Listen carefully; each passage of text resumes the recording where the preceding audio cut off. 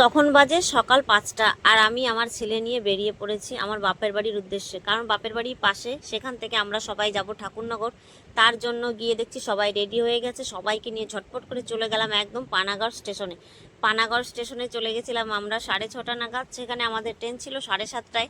তার জন্য অপেক্ষা করছিলাম যে ট্রেন আসবে 7:30টার ট্রেনে যাব আমরা। সেই ট্রেনটা একদম আমাদের চলে যাবে শিয়ালদা, সেজন্য এক ট্রেনে যাওয়ার জন্য আমরা ভোরবেলা বেরিয়ে পড়েছিলাম। সারাদিন ট্রেনে থাকবো। আগের বারে বা প্রত্যেক বছর আমরা যাই বিকালে, এবং যেতে যেতে আমাদের রাত 3টে 3:30 বেজে যায়। তো এবছর আমরা বেরিয়েছি ভোরবেলাতেই। আমরা দিনে দিনে পৌঁছে যাব, তার জন্য রাতে আর যাব না, তাই সকালবেলায় বেরিয়ে পড়েছি। এদিকে আমরা ট্রেন চলে এসেছিলো আমাদের 7:30টার মধ্যে। তো আমরা চেপে পড়েছিলাম, আমার ছেলে আর আমার দিদির মেয়ে, ওরা ছবি তুলছিল ট্রেনের মধ্যে। বেশ ভালোভাবেই পৌঁছে গেলাম শিয়ালদা।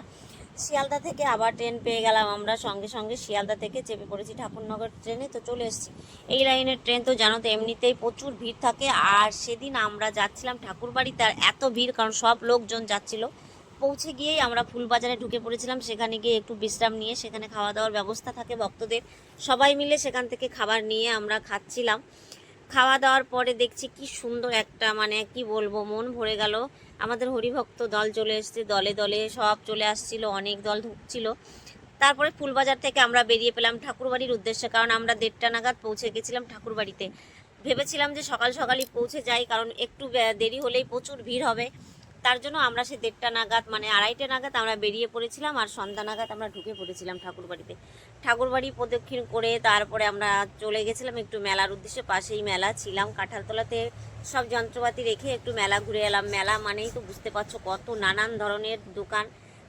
সেখান থেকে চলে আসার পরে আবার ঠাকুর প্রাঙ্গণে, মানে ঠাকুর বাড়ির ওই দিকটা চারদিকটা একটু ঘুরলাম। দেখছি সন্ধ্যা লেগে এসছে, বুঝতেই পারছো প্রচুর লোকের সমাগম, মানে প্রচুর লোক চলে এসছে, দলে দলে লোক আসছে, আর প্রচুর ভিড় বেড়ে যাচ্ছে।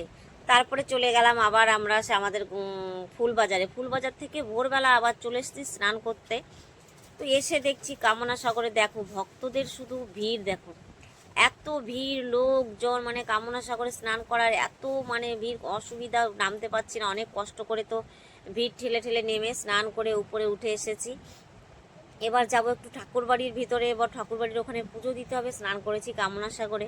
সবাই কিন্তু এই কামনা সাগরে স্নান করতেই ঠাকুরের কাছে যায়, কারণ এদিন জন্মতিথি, ঠাকুরের জন্মতিথিতে সবাই মহাবারণী মেলাতে যায় এবং ওখানে কামনা সাগরে স্নান করে ঠাকুরের কাছে। অনেক পুজো দেয়, তাদের মনের কথা জানায়, ঠাকুরকে অনেক ভালোবাসে, ভক্তি শ্রদ্ধা নিয়ে সবাই যায়।